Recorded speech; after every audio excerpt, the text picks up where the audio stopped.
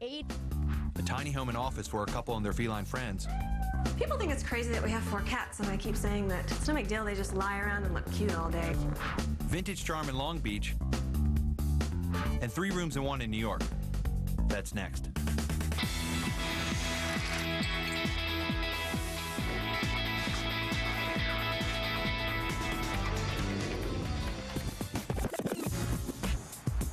Hi, my name is Don Stone. I'm an interior designer, and welcome to my home, the Villa Riviera. Let me show you around.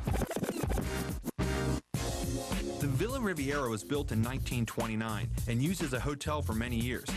Its stone carvings, gargoyles, and Renaissance-inspired details make it an architectural landmark in Southern California. Hey, I'll meet you up there. Don's challenge was to convert a 670-square-foot hotel room into a comfortable apartment while staying true to the building's aesthetic. I walked into this unit, I felt that it's such a dramatic space, and I wanted to restore it to its original grandeur and splendor. Don went through 12 plumbers converting the hotel wet bar into a full-fledged kitchen. When designing the kitchen, I wanted to use vintage appliances, but because the space was small, then the antique appliances are big, I couldn't do that. So to soften the details of the modern appliances, I put wood on the refrigerator and wood on the dishwasher. And in the tile, in the backsplash, I added a Listello back here, and it actually mirrors some of the detail in the elevator dial. I wanted to establish a space between the living room and the dining area, so this bar seemed a perfect fit. I had the cabinet man put in pull-out drawers for silverware and food, and then also underneath I have some great drawers down here for pots and pans. But the greatest thing about this piece is that architecturally it ties in with the built-in cabinet over here, as well as it being a physical divider between the kitchen and the living area.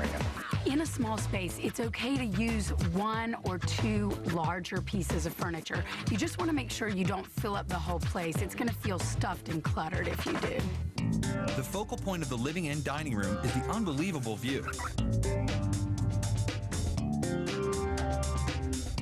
When I moved into the space, I thought, I wish I had a fireplace, and so I found this great antique buffet, and at night, when the candles are lit against the mirror, it gives me that look of the fireplace that I wanted.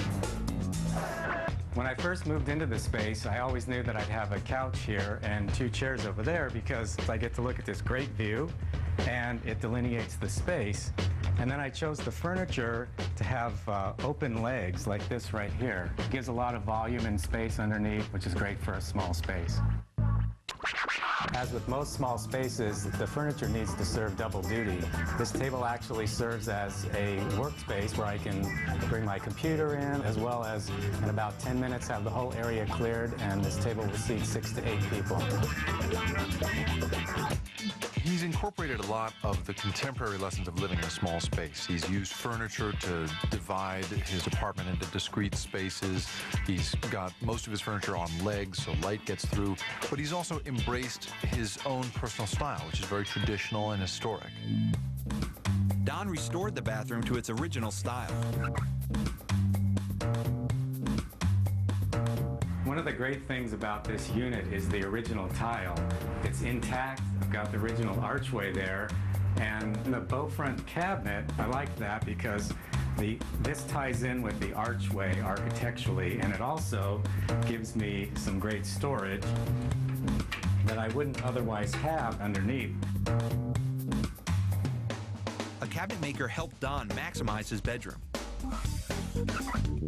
This was a 1950s closet that was ugly and old and outdated, and I didn't know quite what to do here. And then one day I was at an antique store and found these screens. This was actually a folding screen, and I measured it and realized that it would fit in the space if I put columns. So I called in the cabinet guy, and I said, I don't know what to do here because the top of the screen ended here. So he suggested carving additional panels, and now you see the whole thing looks like it's always been built in. I put this little mini office in here, everything you need for an office, and great storage. And then the clothes are over here.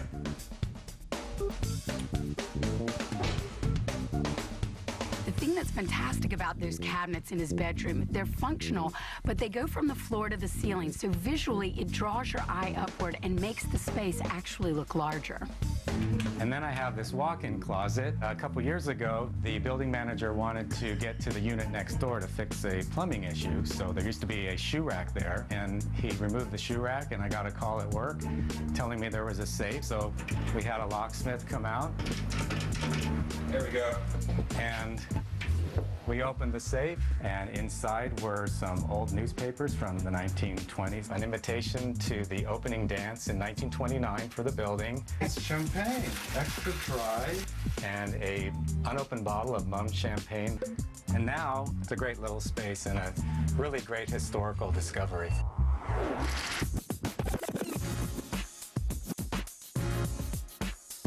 What I really love about my space are the large picture windows. They provide a great view, and also I like the old world charm. I like the way it feels. It has a warmth, it has a spirit. It just works really well. I love this space. It's one of the best spaces I've ever lived in. Coming up next.